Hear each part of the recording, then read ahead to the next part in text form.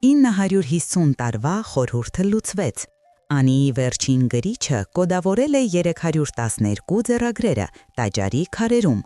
Անունս Վարդան Խաչատրյանն է, 82 տարեկան, հայկական միջնադարյան ճարտարապետության և էպիգրաֆիկայի պրոֆեսոր, 60 տարի ծառայություն Երևանի պետական համալսարանում, և երբեք չէի երազել, որ 2024 թվականի սեպտեմբերի 17-ին Անիի Տիրամոր Աստվածածին Մայր տաճարի արևելյան պատի վրա 11 մետր բարձրության վրա երիկ դե լազերային սկանավորման տեխնոլոգիայի միջոցով կբացահայտեմ 950 տարեկան գաղտնի համակարգ, որը կոդավորում է Անիի թագավորական գրադարանի 312 կորած ձեռագրերի ամբողջական կատալոգը, թաքցված Տիգրեն Անեցու քաղաքի վերջին գրիչի կողմից քարե խորհրդանիշներում, և մեկ հայտնագործություն, որը փոխեց ամեն ինչ, ինչ մենք գիտեինք հայկական ճարտարապետության իրական նպատակի մասին։ Անի, 1000 եկեղեցիների քաղաքը, Բագրատունիների թագավորության մայրաքաղաքը, 961-1045 թվականներ,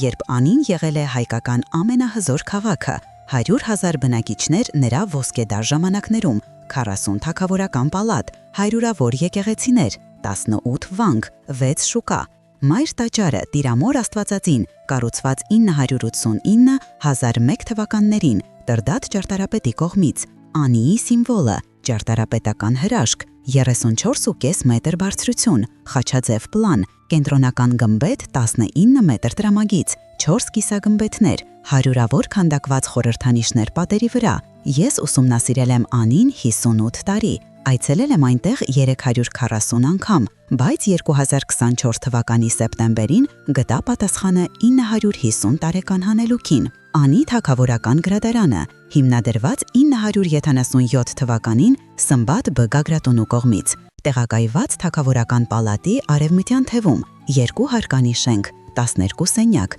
3200 քառակուսի մետր տարածություն, կենտրոնական ընթերցասրահ 18 մետր երկարություն, քարե դարակներ պատերի երկայնքով, աշխատանքային սեղաններ 40 գրիչների համար, իլյումինացիայի սենյակներ ոսկե գծագրման համար, պահեստավորման սենյակներ մագաղաթների համար։ Պատմական փաստաթղթերը նշում են, որ 1045 թվականին, երբ սելջուկյան թուրքերը գրավեցին Անին, գրադարանը պարունակում էր 312 ձեռագիր, աստվածաշնչներ, ավետարաններ, պատմություններ, փիլիսոփայություն, բժշկություն, աստղագիտություն, մաթեմատիկա, երաժշտություն, բոլորը անհետացան 1064 թվականի մեծ հրդեհի ժամանակ, կամ այդպես մենք մտածեցինք, 950 տարի։ Տիգրան Անեցին։ Պատմական աղբյուրները նշում են նրան որպես Անիի թագավորական գրադարանի գլխավոր գրադարանավար 1040-ից 1074 թվականներին, 34 տարի ծառայություն, ծնված 1018 թվականին Անիում, մահացել է 1074 թվականին,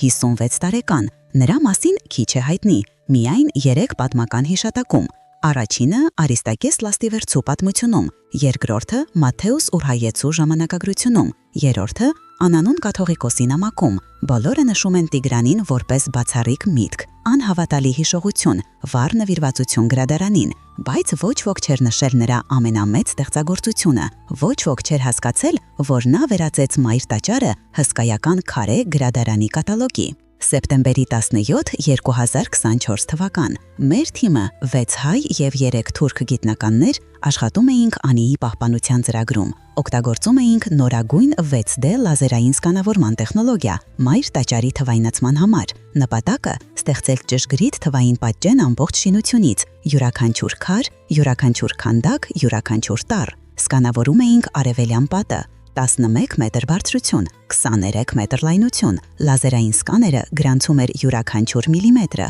ստեղծում էր միլիարդավոր կետերից բաղկացած ամպ, յուրաքանչյուր կետ ճշգրիտ դիրք տարածության մեջ։ Երբ վերլուծեցինք տվյալները համակարգչում, տեսանք ինչ-որ բան անսովոր։ Արևելյան պատի վրա, 11 մետր բարձրության վրա, կենտրոնական պատուհանի շուրջ կային 312 փոքր քանդակված խորհրդանիշներ, դասավորված հատուկ ձևով, 26 հորիզոնական շարքեր, յուրաքանչյուր շարքում 12 խորհրդանիշներ, ընդհանուր 312 խորհրդանիշներ։ Մենք միշտ գիտեինք, որ այս խորհրդանիշները գոյություն ունեն։ Նախորդ հետազոտողները մտածել էին, որ դրանք պարզապես դեկորատիվ էլեմենտներ են, ավանդական հայկական խորհրդանիշներ, խաչեր, աստղեր, ծաղիկներ, կենդանիներ, բայց 3D սկանավորումը թույլ տվեց մեզ տեսնել անհավատալի մանրամասնություն։ Յուրաքանչյուր խորհրդանիշ ուներ 8-12 փոքր մանրամասնություն, որոնք անդեսանելի էին բոլոր հին ֆոտոներում։ Փոքր գծեր, կետեր, ակոսներ, պտուտակներ, թվեր, բոլորը քանդակված միլիմետրային ճշգրտությամբ։ Առաջին շաբաթ ես մտածեցի, որ դրանց պարզապես քարագործների ստորագրություններ են, դարձյալ անիում քարագործները հաճախ թողնում էին փոքր նշաններ իրենց աշխատանքի վրա, բայց երբ սկսեցինք համեմատել խորհրդանիշները, տեսանք օրինաչափություններ։ Յուրաքանչյուր խորհրդանիշ ուներ նույն հիմնական կառուցվածքը՝ կենտրոնական էլեմենտ, խաչ, աստղ, ծաղիկ, կենդանի, շրջապատված 8 փոքր մանրամասնություններով, վերին ձախանկյուն գիծ կամ կետ, վերին աջ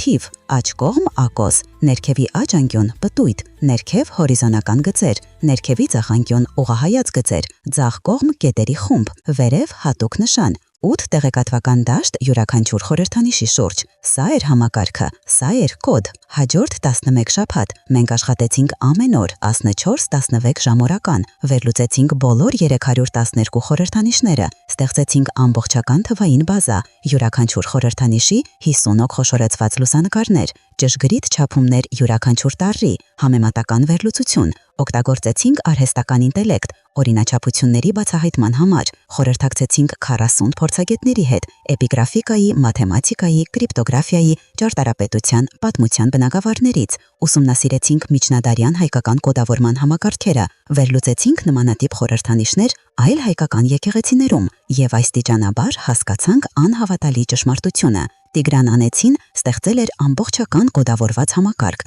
պահպանելու գրադարանի բովանդակությունը։ Համակարգը գործում էր այսպես. 312 խորհրդանիշներ եղավ 312 ձեռագիր։ Յուրաքանչյուր խորհրդանիշ կոդավորում էր 8 հիմնական տեղեկություններ մեկ ձեռագրի մասին։ Առաջին տեղեկությունը՝ կատեգորիա, կոդավորված կենտրոնական էլեմենտի տեսակով։ Խաչ եւ խաղող նշանակում է աստվածաշնչեր եւ ավետարաններ։ Լուսին եւ աստղեր նշանակում է ժամագրքեր եւ աղոթագրքեր։ Բաց գիրք եւ փետուր նշանակում է պատմություններ եւ մատյաններ։ Հունական սյուներ նշանակում է փիլիսոփայություն եւ տրամաբանություն։ Բույսեր եւ ծաղիկներ նշանակում է բժշկություն եւ դեղագիտություն։ Աստղային քարտեզ նշանակում է աստղագիտություն եւ մաթեմատիկա։ Չութակ նշանակում է երաժշտություն եւ արվեստ։ 7 հիմնական կատեգորիա։ Երկրորդ տեղեկությունը՝ հեղինակի ծագում, կոդավորված վերին ձախ անկյան գծերով։ 1 ուղղահայաց գիծ նշանակում է հայկական հեղինակ, 2 ուղղահայաց գիծ նշանակում է հունական հեղինակ, 3 ուղղահայաց գիծ նշանակում է սիրիական հեղինակ,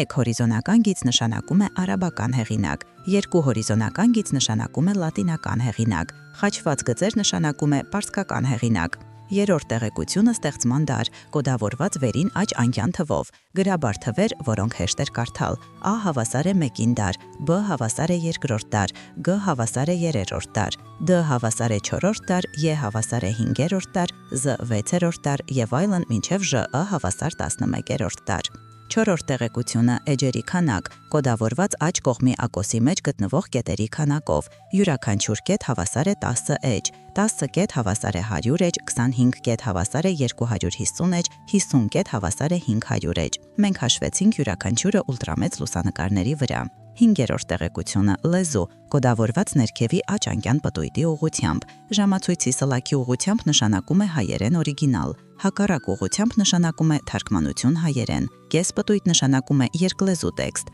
6-րդ տեղեկությունը՝ թարգմանիչ կամ գրիչ, կոդավորված ներքևի հորիզոնական գծերի քանակով եւ ձևով։ 1 թավ գիծ հավասար է Մեսրոպ Մաշտոց, 2 թավ գիծ հավասար է Սահակ Պարթև, 3 թավ գիծ Եզնիկ Կողբացի, 1 ոսկե գիծ Գրիգոր Նարեկացի, 2 ոսկե գիծ Հովանես Սարգսակ, ալիքավոր գիծ Անհայտ Գրիչ։ 7-րդ տեղեկությունը՝ ֆիզիկական վիճակ, կոդավորված ներքևի ձախ անկյան ուղղահայաց գծերի քանակով։ 4 ուղղահայաց գիծ նշանակում է գերազանց վիճակ, 3 ուղղահայաց գիծ նշանակում է լավ վիճակ, 2 ուղղահայաց գիծ նշանակում է բավարար վիճակ, 1 ուղղահայաց գիծ նշանակում է վատթար վիճակ, ոչնի գիծ նշանակում է կորած կամ ոչնչացված։ 8-րդ տեղեկությունը՝ պահեստավորման վայր գրադարանում, կոդավորված վերևի հատուկ նշանով, քառակուսի դարակ A սենյակ 1, եռանկյուն դարակ B սենյակ 2, շրջանագիծ դարակ G սենյակ 3, ռոմբ դարակ D սենյակ 4, վեցանկյուն դարակ E սենյակ 5, Աստղ դարակ Զ սենյակ 6, սրտաձև դարակ E սենյակ 8, պտուտակ դարակ Ը սենյակ 9, քաչ մեջ խաչ դարակ Թ սենյակ 10։ Օրինակ, խորհրդանիշ համար 1, առաջին շարք ձախ ծայրը, կենտրոնական էլեմենտ խաչ եւ խաղողի փունջ, վերին ձախանկյուն 1 ուղղահայաց գիծ, վերին աչանկյուն E5, աջ կողմի ակոս 37 կետերով, ներքևի աչանկյուն հակառակ ժամացույցի պտույտ,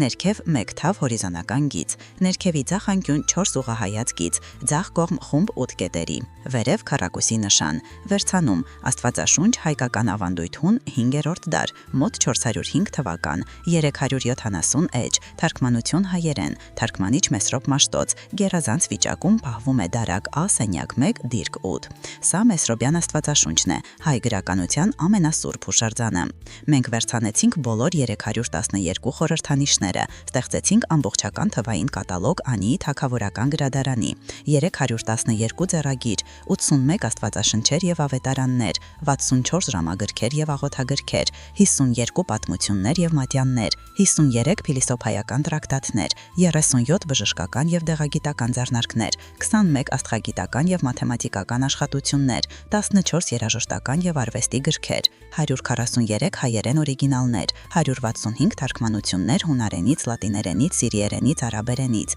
73 ձեռագիր գերազանց վիճակում 1040 թվականին, 184 ձեռագիր լավ վիճակում, 48 ձեռագիր բավարար վիճակում, 7 ձեռագիր վատթար վիճակում, 0 ձեռագիր կորած, բոլոր 312-ը գոյություն ունեին 1040 թվականին։ Բայց ամենահամակալի բացահայտումը եկավ դեկտեմբերի 3-ին 2024 թվականին, 70 օր անց մեր առաջին հայտնագործությունից հետո։ Մենք սկսեցինք ուսումնասիրել մայր տաճարի այլ պատերը, հարավային պատ, արևմտյան պատ, հյուսիսային պատ, նույն 3D լազերային սկանավորումը եւ գտանք ինչ-որ բան անհավատարաբար։ Յուրաքանչյուր պատի վրա թաքնված ներսում քարերի միջև կային փոքր խորհրդանիշներ, ոչ քանդակված, այլ նկարված, կարմիր պիգմենտ ստեղծված երկաթի օքսիդից, անտեսանելի սովորական լույսի տակ, քանի որ 950 տարվա մաշվածությունը գրեթե ջնջել էր դրանք, բայց 3D սկանավորումը գրանցում էր նույնիսկ միկրոսկոպիկ կառուցվածքային տարբերությունները եւ ինֆրակարմիր լուսային ֆոտոգրաֆիան ցույց տվեց երկաթի պիգմենտի մնացորդները։